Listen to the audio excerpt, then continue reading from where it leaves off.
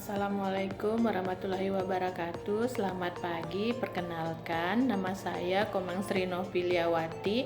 Saya mahasiswi dari Universitas Terbuka Pokjar Pasangkayu dengan NIM 859529786. Nah, hari ini saya akan membuat tugas kedua saya, yaitu materi dan pembelajaran bahasa Indonesia.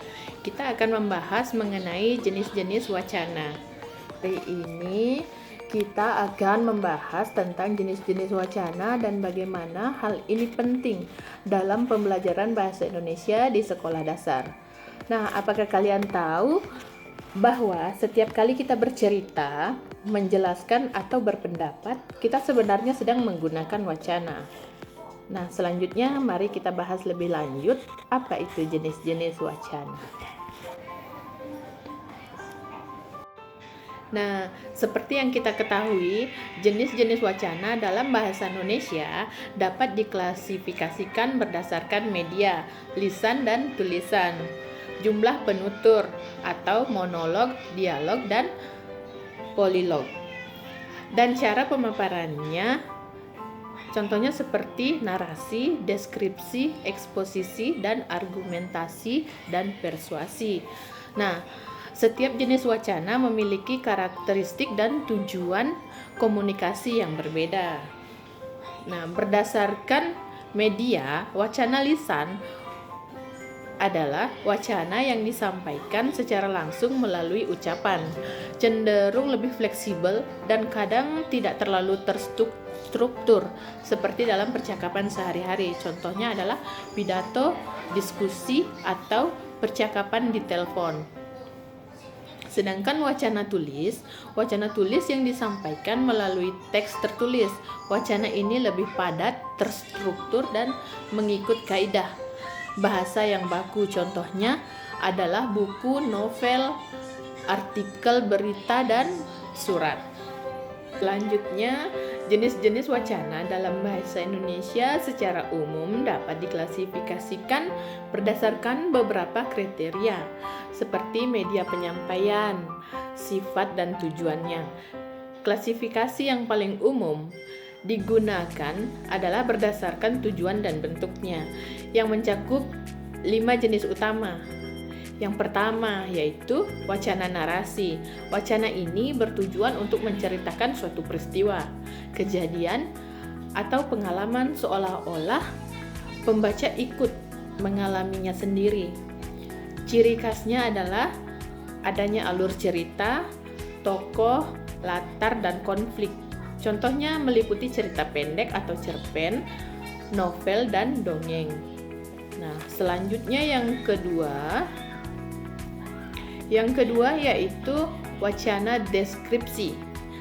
Wacana ini bertujuan menggambarkan objek, tempat, atau suasana secara rinci, sehingga pembaca dapat seolah-olah melihat, mendengar, atau merasakan objek yang dideskripsikan tersebut. Wacana ini banyak menggunakan kata sifat dan frasa deskriptif.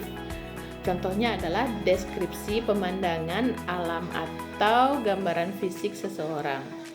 Nah, yang ketiga ada wacana eksposisi. Wacana ini bertujuan untuk menjelaskan, memaparkan, atau menginformasikan suatu proses, fakta, atau pengetahuan kepada pembaca dengan objektif. Tujuannya adalah menambah wawasan pembaca. Ciri-cirinya meliputi penggunaan data, fakta, dan argumen yang logis. Contohnya adalah artikel berita, prosedur, atau karangan ilmiah. Nah, yang keempat di sini ada wacana argumentasi. Wacana ini bertujuan untuk meyakinkan pembaca mengenai kebenaran suatu gagasan, pendapat, atau sikap. Wacana ini memerlukan bukti, data, dan alasan yang kuat untuk mendukung argumen yang disampaikan. Contohnya adalah esai, debat, atau tulisan opini di media massa. Selanjutnya yang kelima ada wacana persuasi. Wacana ini bertujuan untuk mempengaruhi atau membujuk pembaca agar melakukan sesuatu sesuai dengan apa yang akan disampaikan oleh penulis atau pembaca. Wacana ini sering menggunakan pendekatan emotif dan melibatkan aspek psikologis pembaca. Contohnya adalah iklan, poster kampanye, atau pidato ajakan. Nah, tadi kita sudah membahas tentang jenis-jenis wacana dalam bahasa Indonesia. Dari mempelajari jenis-jenis wacana ini, saya belajar bahwa komunikasi yang efektif itu penting. Misalnya saat kita bercerita, kita perlu mengatur alur agar pendengar tidak bingung. Atau saat menjelaskan sesuatu, kita harus menggunakan kata-kata yang jelas dan detail. Ini sangat relevan dalam dunia pendidikan, terutama di sekolah dasar, karena siswa sering diminta untuk bercerita, menjelaskan, atau bahkan berdebat sederhana. Sebagai calon pendidik, saya menyadari bahwa memahami jenis-jenis wacana itu membantu kita merancang pembelajaran yang lebih menarik. Misalnya dengan menggunakan pendekatan konstekstual, kita bisa mengaitkan wacana dengan kehidupan sehari-hari siswa, seperti mengajak mereka mendeskripsikan benda di sekitar kelas atau menceritakan pengalaman liburan. Dengan begitu, pembelajaran menjadi lebih bermakna dan menyenangkan. Jadi, teman-teman, memahami jenis-jenis wacana itu tidak hanya membantu kita berkomunikasi dengan lebih baik, tetapi juga membuat pembelajaran bahasa Indonesia menjadi lebih menarik.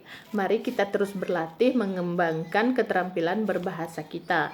Terima kasih teman-teman sudah menonton video dari saya. Sampai jumpa.